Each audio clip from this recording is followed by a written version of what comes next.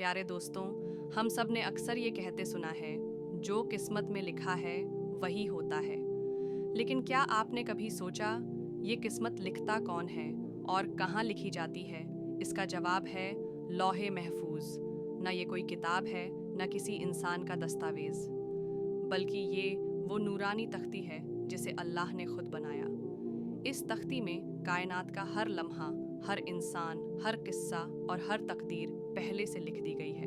कुछ भी ऐसा नहीं जो इससे छिपा हो। हदीसों में आता है कि अल्लाह ताला रोज़ाना 360 बार लौहे महफूज की तरफ देखते हैं।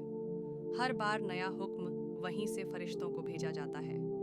हज़रत मोहम्मद सल्लल्लाहु अलैहि वसल्लम ने फरमाया, अल्लाह ने सबसे पहले कलम को पैदा किया और फिर फरमाया, लिखो। कलम ने सवाल किया, क्या लिखूं? अल्लाह ने कहा, जो कुछ क़यामत तक होना है सब लिख दो। और उस कलम ने वही किया। हर इंसान का जन्म, उसकी मौत, उसकी रोज़ी, उसकी नेकियां और गुनाह सब लिख दिए गए। यही सब कुछ लौहे महफूज में महफूज है। ये ना कोई मिटा सकता है, न बदल सकता है, जब तक कि अल्लाह खुद न चाहे। कुरान भी इसी तख्ती में महफूज है, जैसा कि सूरह बुरूज में अल्लाह फरमाता है, बल्कि यह एक मुक़द्दस कुरान है जो लौहे महफूज में दर्ज है। हदीसों में लौहे महफूज की जो तस्वीर मिलती है वो बहुत खूबसूरत और रूहानी है। ये सफ़ेद मोतियों से बना हुआ है, इसके पन्ने सुर्ख याकूत के हैं और उस पर नूर से लिखा गया है। इस तख्ती की निगरानी करते हैं हज़रत इसराफील अलैहिस्सलाम। जब अल्लाह किसी हुक्म का इरादा करता है तो वह हुक्म पहले लौहे महफूज में दर्ज होता है, फिर फरिश्तों को पहुंचाया जाता है। हर इंसान की ज़िंदगी का हर लम्हा उसी में लिखा है।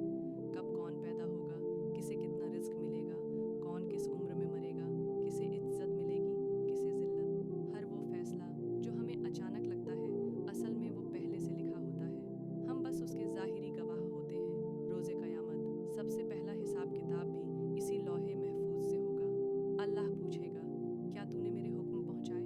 और लौहे महफूज कहेगा, हाँ ए रब्बुल आलमीन, मैंने तेरे हुक्म पहुँचा दिए जैसे तूने मुझे हुक्म दिया था। अब सवाल है, क्या तकदीर बदली जा सकती है? हदीसों में आता है कि तकदीर 3 तरह की होती है, जो आम इंसानों की दुआ से बदल जाती है, जो ख़ास लोगों, अंबिया या नेक बंदों की दुआ से बदलती है, और तीसरी जो लौहे महफूज में दर्ज होती है, वो कभी नहीं बदलती। लेकिन इसका मतलब ये नहीं कि हम कोशिश करना या दुआ करना छोड़ दें, क्योंकि दुआ किस्मत को भी बदलने की ताकत रखती है।